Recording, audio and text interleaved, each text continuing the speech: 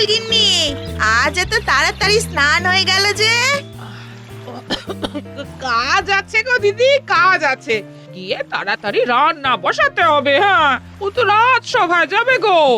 আর ওইদিকে দেখো না, আমার না কথা বলতে গিয়ে এই নাক বুজে আসছে। এত সর্দি হয়েছে না, কি বলবো।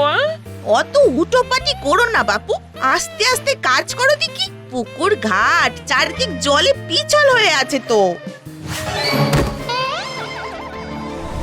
ওই দেখো, বলতে বলতে পড়ে গেলে তো।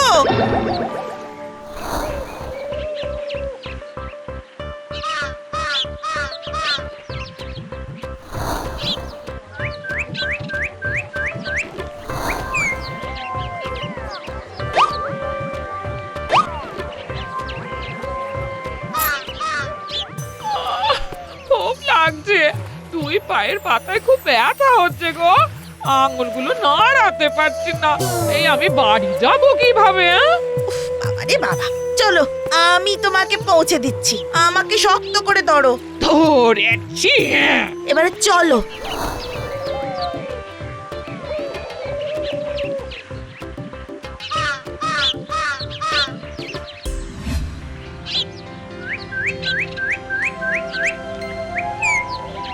ওরে বাবা রে, আমার কি সর্বনাশ হলো। কি হলো গো গিন্নি? যত তোমার বউকে বলছি পিছল ঘাট, হরবার করোনি। কথা শুনলে তো? আহা, কি দরকার ছিল বলো তো হুড়োহুড়ি করার? দেখলে তো হুড়োহুড়ি করার ফল। ওকে এখন পুরোপুরি বিশ্রাম দিতে হবে। এবেলার খাবার আমি পাঠিয়ে দিচ্ছি, কোনো চিন্তা করো না। কেমন? সাবধানে থেকো। এই তুমি সাবধানে যেও গো দিদি।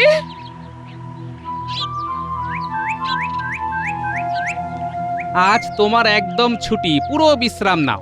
আজ সব কাজ আমি করব। এই রাত সভায় যাবে না? না, আজ ঘরে থেকে তোমার সেবা করব।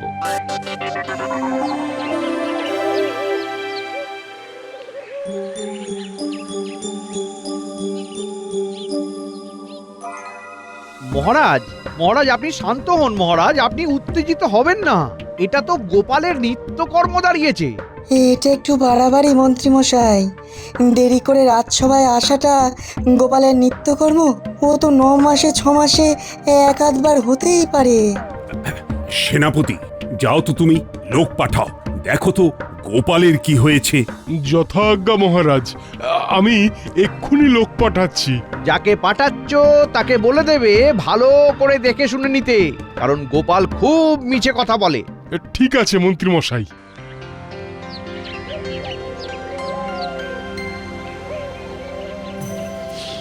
ওহো, এই পায়ের আঙুলগুলো না খুব যন্ত্রণা করছে। দাঁড়াও দাঁড়াও, তোমার পায়ের চিকিৎসা আমি করছি।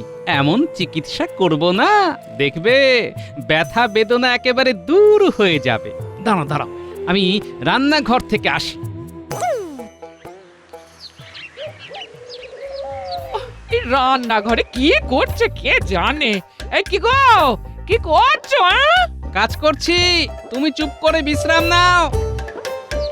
গোপাল দাদা, ও গোপাল দাদা, তুমি কি বাড়ি আছো? এখন আবার কে এলো দেখি তো। আরে প্রহরী যে, খুব ভালো করেছো এসেছো। আমি খুব সমস্যায় পড়ে গেছি বুঝলে। মহারাজকে গিয়ে বলো না যে আমি 2-3 দিন রাজসভায় যেতে পারবো না।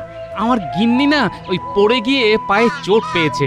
ও ও আচ্ছা আচ্ছা আচ্ছা, তাই তুমি আজ রাজসভায় যাওনি? ঠিক আছে ঠিক আছে, আমি মহারাজকে বলে দিচ্ছি।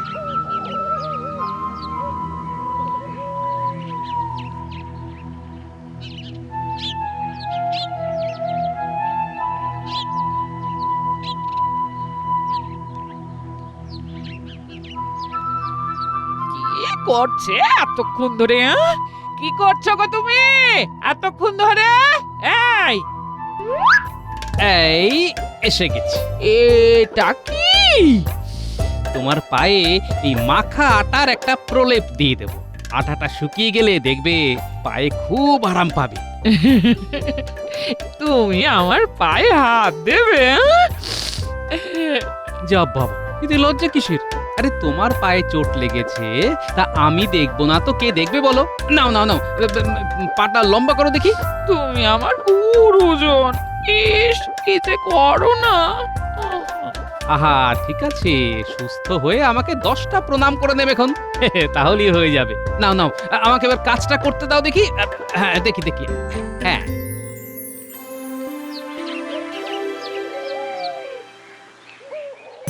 পায়ে চোট, আহা, তবে তো গোপালের খুব কষ্ট হচ্ছে। তুমি ঠিক বলেছ বিজ্ঞানী, এই মন্ত্রী এমন করে কান ভাঙানি দেয় না। আমি আমি কি করলাম মহারাজ? আরে মনটাকে উদার করো। আকাশ বলে মন্ত্রী মশাই, উদার তুমি হও, নদীর মতো স্বচ্ছ হয়ে প্রবল বেগে বও। সাধু সাধু। সেনাপতি, তুমি খবর পাঠিয়ে দিও, গোপাল বউ সুস্থ না হওয়া পর্যন্ত রাজসভায় গোপালকে আসতে হবে না। যথাজ্ঞা মহারাজ। আদিক্ষেতা।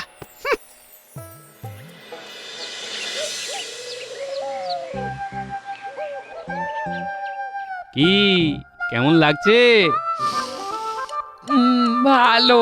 হ্যাঁ, আজ কিন্তু কোনো কাজ নয়, হ্যাঁ, চুপ করে বিশ্রাম নেবে। এই শোনো না, কি বলো না? তুমি আমার জন্য কত কি করলে, তাই এবার আমি সন্ধেবেলা গোবিন্দভোগ চাল দিয়ে পায়েস করে দেব। হ্যাঁ, আরে সে ঠিক আছে, কিন্তু পায়ের ব্যথা না কমলে কিন্তু কিচ্ছু করা যাবে না। ঠিক আছে গো, একটা কথা বলবো? হ্যাঁ? বলো। তুমি আমার পায়ে হাত দিতেই না যন্ত্রণাটা অনেকটা কম হয়ে গেল গো। এই হাতে তোমার জাদু আছে। হ্যাঁ, তুমি এখন শুধু চুপটি করে শুয়ে থাকো, বুঝলে? খাবারটা নিয়ে যাও গো। ওই দিদি এসেছে, যাই খাবারটা নিয়ে আসি।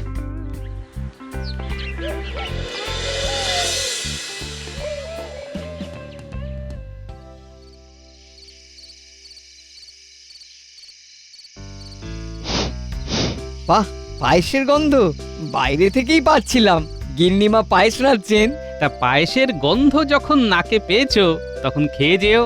বেশ, আজ তোমার কাছে এসেছি তোমার কাছ থেকে সত্যি ভূতের গল্প শুনবো বলে। হ্যাঁ, ভূতের গল্প শুনবো আর পায়েস খাবো। ঠিক আছে, তোদের দিদিমা তো পায়েস রাঁধছে। তাহলে বলো, গল্প বলা শুরু করো। তোমার ঝুলিতে তো অনেক ভূতের গল্প আছে, আর সেই সমস্ত গল্প একদম সত্যি। তার মানে তো সত্যি ভূতের গল্প। ঠিক আছে, তাহলে গল্প শুরু করা যাক। বেশ, গা ছমছম করবে এমন একটা গল্প বলো। খুব ভয়ের গল্প। অন্ধকারে ভূতের গল্প জমে ভালো। এবার তাহলে শোন। বেশ কিছুদিন আগে একটা কাজে মহারাজ আমায় খাম্বাজে পাঠিয়েছিলেন, বুঝলি? তা আমি আর গাড়োয়ান তো রওনা দিলাম। সেদিন অমাবস্যা ছিল, ঘুটঘুটে অন্ধকার।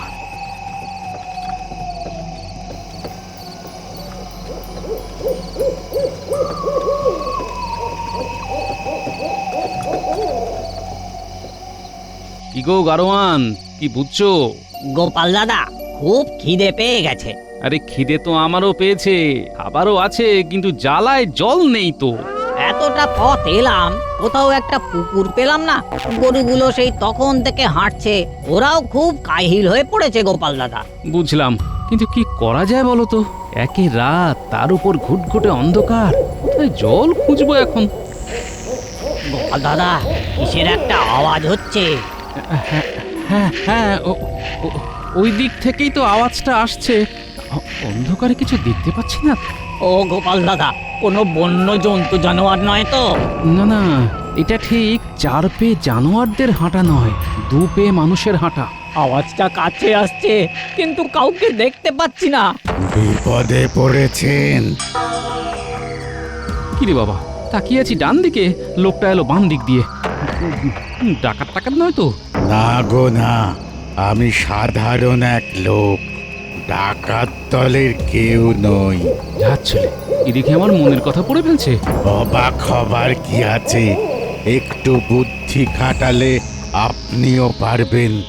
বর্তমান পরিস্থিতি এমন যে আপনাকে এই সব ভাবনাই ভাবাবে। আপনি কে? আরে একটা মানুষ আপদে বিপদে সাহায্য করাটা আমার একটা নেশা। সামনে আমার একটা ঘর আছে, আর সামনে একটা টলটলে পুকুর। পুকুর? কুকুর? আরে এ তো মেঘ না চাইতেই জল। তবে চলুন আমার বাড়ি। কি গাড়োয়ান, তুমি কি বলো? আর তো কোনো উপায় নেই, চলো গোপাল দাদা।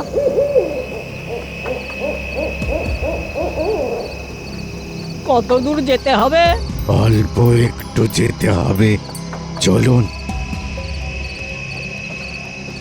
আমরা কোনো ভুল করছি না তো? আবার আপনি ভুল ভাবতে বসেছেন। আমার বাড়িতে চলুন, রাতে বিশ্রামটাও হবে, একটু গল্পও হবে। আমি বুঝতে পেরেছি, আপনি খুব মজাদার মানুষ। আপনি আমাকে বলবেন আর আমি আপনাদের নিয়ে যাব।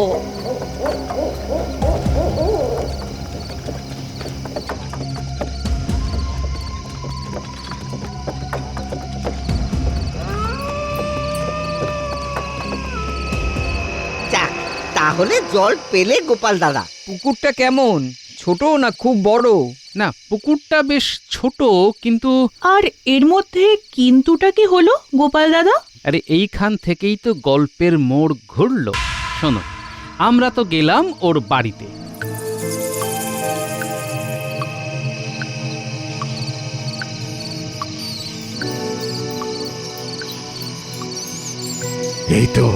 এই তো আমরা এসে গেছি।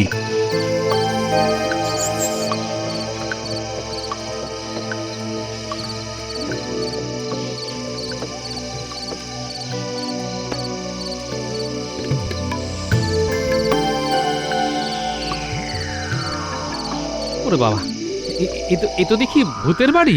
কি যে বলেন! হ্যাঁ, আমাকে দেখে কি আপনাদের ভূত বলে মনে হয়? হ্যাঁ, ওই যে কথায় আছে না, ওই ভাঙা বাড়িতে ভূতের বাস। তা আপনি কি ওই বাড়িতে একা থাকেন? একা? ও হ্যাঁ, একাই তো। একা বলতে এরকম চমকে গেল কেন? না না না, বিষয়টা একটু ভাবতে হবে। না, একদম এইসব ছোটখাটো বিষয়ে ভাববেন না। আসলে মানুষ আমি, একা থাকি, কিন্তু আমার সাথে অনেক আরশোলা, ইঁদুর, টিকটিকি, চামচিকে থাকে। ওরাও তো আমার প্রতিবেশী, তাই নয় কি? চলুন গাড়িটাকে এইখানে রাখুন।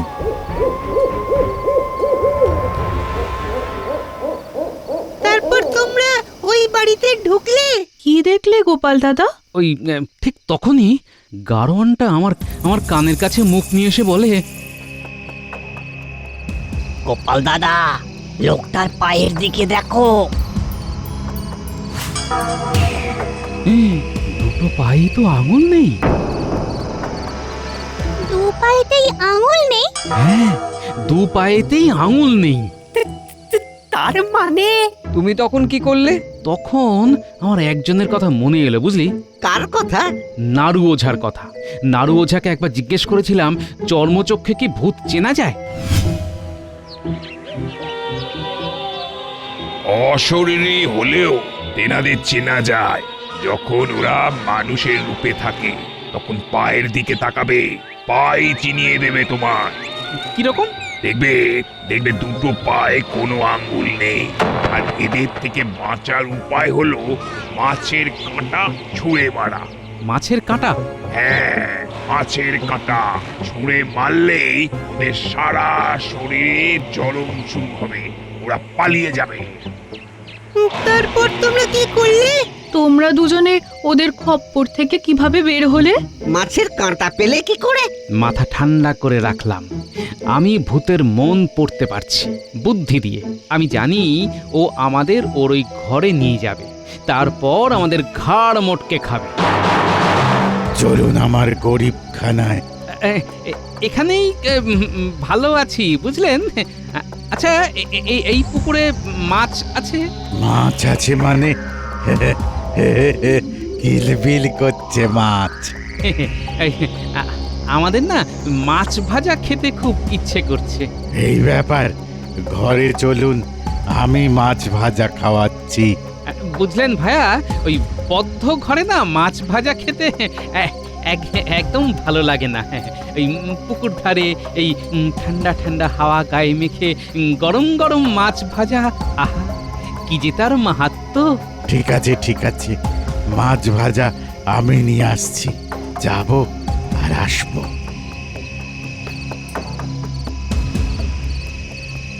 তারপর তারপর কি হলো? থামলে কেন? এইখানেই তো আসল গল্প শুরু। একটু বিরতি নিলাম। হ্যাঁ, এই পুটিমা, যা তো দেখে আয় তো পায়েসের আর কত দূর। পায়েস করে পায়েস খেতে খেতে গল্প শুনবো।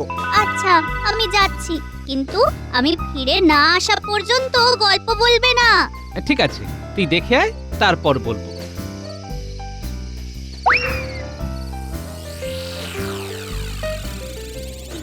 দিদা, কে? পুটি নাকি? এই রকম গলা তো দিদার নয়। পায়েস হয়েছে কিনা জানতে এসেছিস? তা দূরে দাঁড়িয়ে কেন? কাছে আয়। আমি এখন গল্প শুনছি, খুব ভালো জায়গায় আছে। তোমার পায়েস হয়ে গেলে আমি আসবো। ঠিক আছে ঠিক আছে, তাহলে আর কিছুক্ষণ পর আয়। আশ্চর্য, পুটি রান্নাঘরের ভেতরে না ঢুকে কথা বললো, আমার সাথে দেখাও করলো না। হ্যাঁ, আশ্চর্য। কিরে, কি হলো কি? ভয় করলো নাকি? না না, ভয় করেছে বললে ন্যাপলা, গুলটে, পুচকে, টেপা আমাকে দুও দেবে। না না, ভয় পাইনি তো, ভয় পাবো কেন? তা পায়েসের কত দূর? আর একটু দেরি আছে। নাও নাও, এবার গল্প শুরু করো। তারপর কি হলো? হ্যাঁ, তারপর যা হলো সেটা খুব ভয়ঙ্কর। আরে কি হলো সেটা তো বলবে, রহস্য বাড়িয়ে চলেছো। কয়েক দণ্ডের মধ্যেই মাছ ভাজা নিয়ে লোকটা হাজির হলো। একটা বড় কলা পাতায় গুচ্ছের মাছ। এই নিন মাছ ভাজা খান। কত খাবেন খান, খেয়ে আমার ঘরে চলুন, চলুন বিশ্রাম নেবেন। হ্যাঁ, এই মাছ ভাজা খেয়ে যাও।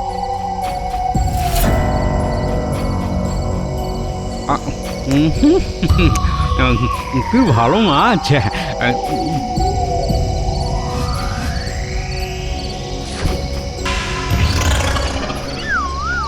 ওরে ওরে বাবা রে, ওরে বাবা রে, কি চলছে রে, ওরে বাবা রে। আমি এর বদলা নেব, আমি এর বদলা নেব, নেব নেব নেব নেব, আমি এর বদলা নেব। কি ভয়ঙ্কর! সত্যি গোপাল দাদু, তোমার কি সাহস! গোপাল দাদা, তারপর আর তোমার সঙ্গে ওই ভূতের দেখা হয়নি? আপাতত না, আর আমার সাথে দেখা করবার সাহস করবে না। কারণ আমি এখন কোনো অচেনা অজানা লোক দেখলেই তার পায়ের দিকে তাকাই। পায়েসগুলো নিতে এলি না তো পুটি? আমি তো তোর জন্য অপেক্ষা করছিলাম।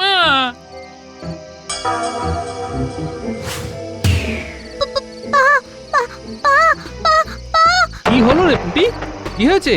হ্যাঁ, এই কি রে পুটি, এই তুই ভয় পাচ্ছিস কেন? কেন ভয় পাচ্ছিস? গোপাল দাদা, দাদা গো, ও দাদা, দাদা, পালিয়ে চলো, পালিয়ে চলো, সেই ভূতটা এসেছে। কোন ভূত? এটা কি বলছে গো? ভূত? আমি তো কিছুই বুঝতে পারছি না। কি গো, ওরা তো ভয় পেলো কেন? কি জানি বাবা, ওই ভূতের গল্প শুনে ভয় পেয়েছে হয়তো। কিন্তু আমার দিকে তাকিয়ে ওরা ভয় পেলো কেন? আমি কি ভূত? ওরা তোমার পায়ের দিকে তাকিয়ে ভয় পেয়েছে। ওরা ভেবেছে তোমার পায়ে আঙুল নেই। ওরা তো জানে না যে তোমার পায়ে আমি আটা লাগিয়ে রেখেছি। এ ওদের ডাকো, ওদের নাম করে পায়েস নিয়ে এসেছি। হ্যাঁ ওরে পুটি ন্যাপলা গুলটে তোরা থাম, তোদের দিদিমার পায়ের আঙুলে ব্যথা, ঠান্ডা লেগে নাক বুজে গেছে, তাই কথা বলতে অসুবিধে হচ্ছে। তোরা ভেবেছিলি গল্পের ভূত বাড়িতে এসে গেছে? শোন শোন, ওই ভূতের অত ক্ষমতা নেই যে আমার বাড়িতে এসে আমার ক্ষতি করে। আমি হলাম নাড়ু ওঝার চেলা, বুঝলি?